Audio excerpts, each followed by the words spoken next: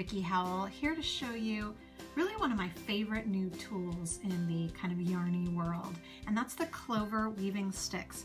This is a part of a set of their thick version. They come in a set of 6. I like to work with 4 at a time just because it fits my hand size, but really it just depends on how wide you want your strip and how large your hands are.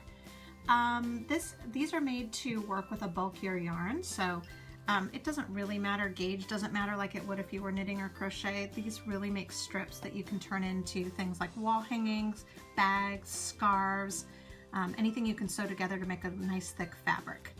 The first thing that you need to know is that you need sort of like a leader yarn, and this is really the yarn that is going to hold on to your weaving. I'll show you, it's just fed through the hole at the end. And really the only thing that you need to know about this is that your piece of yarn should be twice the length of whatever you want your finished piece to be, your finished woven piece, plus about 4 inches on either side for fringe to weave in later.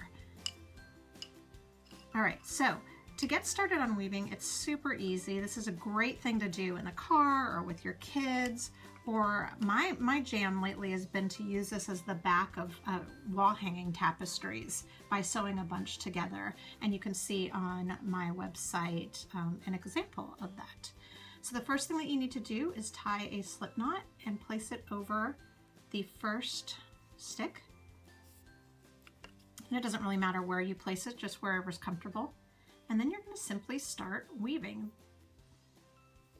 Over the next one is so over, under, over, under, over. Then you come back doing the same thing. You know, go in the opposite direction.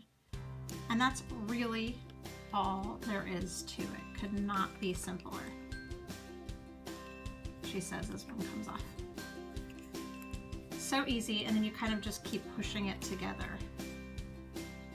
And as you keep going along, you'll see that sort of a little bit of a fabric will form. And once your needles get full, not yet, but let's pretend for the sake of video that they're full, that's when the leader yarn comes in, and you slowly just start sliding down the fabric to be held on this. You'll just keep going and going and going until you've got about, I like about 4 inches of tail left on either side, just to give you enough to weave in or use as fringe. And that's really all that there is to it. So you're making these cool strips, and really so easy, not a lot of effort, but a lot of fun and super relaxing too. Enjoy.